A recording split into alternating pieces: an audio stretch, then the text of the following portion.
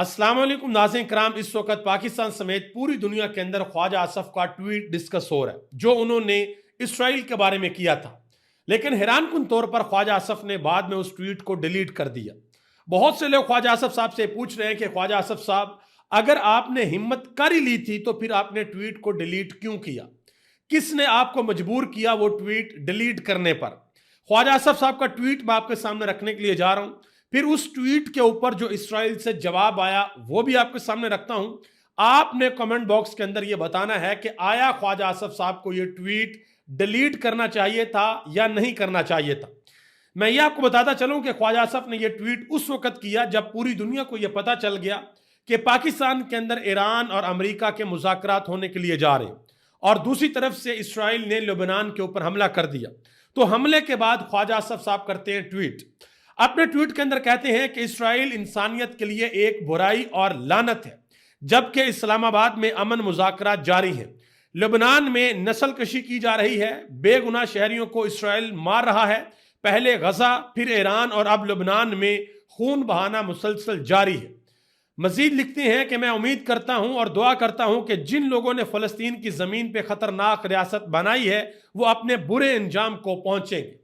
ये ख्वाजा आसफ साहब ने ट्वीट किया और आप यकीन करें कि ख्वाजा आसफ साहब के साथ पाकिस्तान की आवाम खड़ी हुई।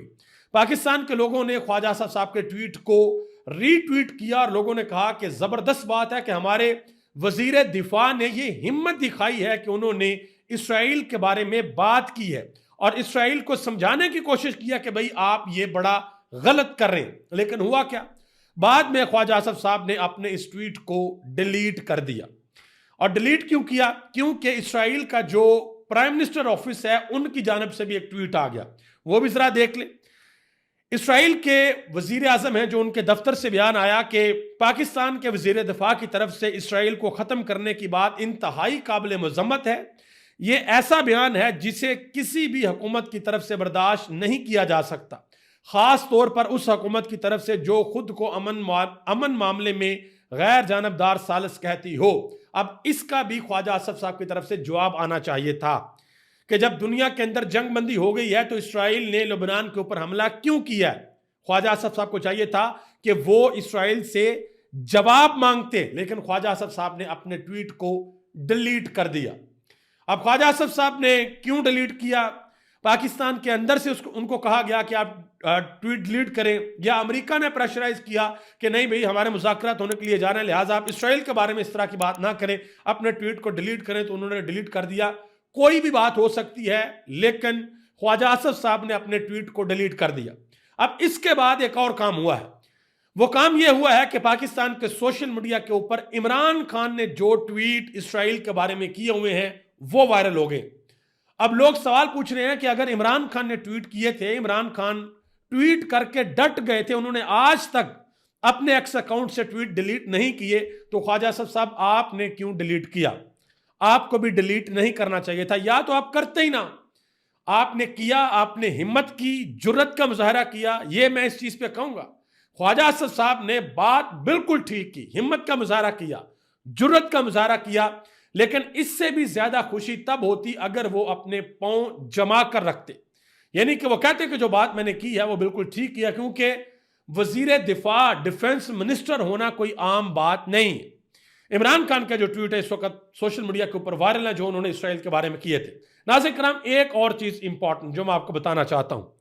अमेरिका के एक साबिक वजीर खारजा हैं जॉन कैरी, उन्होंने एक बहुत बड़ा इंकशाफ किया है इसराइल के वजीर आजम बेंजामिन नेतन्याहू के बारे में।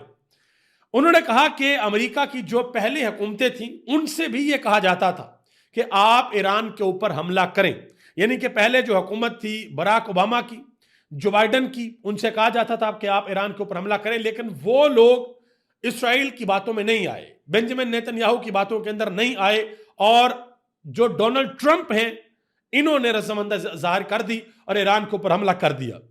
डोनाल्ड ट्रंप को यह लगता था कि भाई हम बड़े ताकतवर हैं, हम दुनिया के अंदर सुपर पावर हैं और हम तो ऐसा करेंगे ईरान के साथ कि ईरान कभी उठने जोगा नहीं रहेगा, इनके अंदर कोई ताकत नहीं होगी, दोबारा ये खड़े नहीं हो सकेंगे।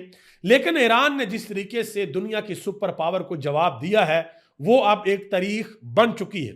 और अगली कई दहाइयों और कई सदियों तक ये दुनिया के अंदर पढ़ाया जाएगा। खसूसी तौर पर जो दुनिया भर की मिलिट्रीज एकेडमी है उनके अंदर यह पढ़ाया जाएगा कि जब आपके ऊपर आपसे बहुत ज्यादा ताकतवर दुश्मन हमला कर दे तो आपने आगे से रेजिस्ट कैसे करना है। ईरान की मिसाइल टेक्नोलॉजी पढ़ाई जाएगी दुनिया भर के अंदर, और ईरान की ड्रोन टेक्नोलॉजी भी पढ़ाई जाएगी दुनिया भर के अंदर, और यह भी बताया जाएगा कि ईरान ने अपनी आर्मी का जो सिस्टम है वो सेंट्रलाइज नहीं रखा। यानी कि ईरान ने ऐसा सिस्टम नहीं किया था कि भाई ऊपर से एक ऑर्डर आता है और उसी को फॉलो करना। नो, ईरान के तकरीबन 32 या 33 सूबे हैं, उन्होंने हर जगह पर अलग अलग जो कमांड थी वो दे दी कि हर कोई अपने फैसले करने में आजाद है। अगर ऊपर से कोई शहीद होता है, कोई आर्मी चीफ शहीद होता है या कोई बड़ा शहीद होता है, तो नीचे फैसलों के ऊपर कोई असर नहीं पड़ेगा। नीचे सबको पता है उन्होंने किस वक्त क्या करना है, और यह स्ट्रेटजी ईरान की है जिसने ईरान को अभी तक कामयाबी दिलाई है। और ईरान का जो हैंड है, उनका जो हाथ है, वो इस वक्त ऊपर है। अब देखते हैं इस्लामाबाद के अंदर, अल्लाह करे खैर वाफियत के साथ ये मुज़ाकरात हों। इसमें अगर आप सफारती सतह के ऊपर देखें, पाकिस्तान की बहुत बड़ी जीत होगी, पाकिस्तान का नाम दुनिया के अंदर होगा। लेकिन एक चीज का डर और खतरा है, वो खतरा यह है कि डोनाल्ड ट्रंप के ऊपर एतमाद नहीं किया जा सकता, बिल्कुल भी एतमाद नहीं किया जा सकता, क्योंकि इससे कबल यही कोशिश ओमान ने की थी और ईरान और अमेरिका के मुज़ाकरात जिनेवा के अंदर बाकायदा तौर पर हुए थे। और ओमान के जो वजीर खारजा हैं वो मीडिया के ऊपर बैठकर ये बता चुके हैं कि ईरान ने यूरेनियम के हवाले से बहुत बड़ी ऑफर अमेरिका को कर दी थी कि हम ये भी करने के लिए तैयार हैं। वो कहते हैं जी हमें बिल्कुल भी इस चीज की आज तक समझ नहीं आई कि अमेरिका ने हमला क्यों किया। इवन के बरतानिया की एक अहम तरीन शख्सियत भी इन मुज़ाकरात का हिस्सा थी, वो भी कहते हैं कि हमें समझ नहीं आई, लॉजिक समझ नहीं आई कि अमेरिका ने आखिरकार हमला क्यों किया, जबकि हमला करना बनता नहीं था। और यह भी तय हो गया था जिनेवा के अंदर कि भाई अब अगला दौर हमारा वियना के अंदर होगा, वहां पर बैठकर मुज़ाकरात करेंगे। लेकिन इस दौरान ही अमेरिका ने ईरान के ऊपर हमला कर दिया। खुदा न खास्ता, अल्लाह ना करे ऐसा हो कि पाकिस्तान के अंदर मुज़ाकरात हो रहे हों और उधर अमेरिका दोबारा ईरान के ऊपर हमले की तैयारी कर रहा हो। कुछ इस तरह की खबरें भी आ रही हैं। इंशाल्लाह नेक्स्ट वीडियो में मैं आपको बताऊंगा। अभी तक इतना ही। आप सबका बहुत बहुत शुक्रिया। अस्सलाम वालेकुम रहमतुल्लाहि व बरकातुहू।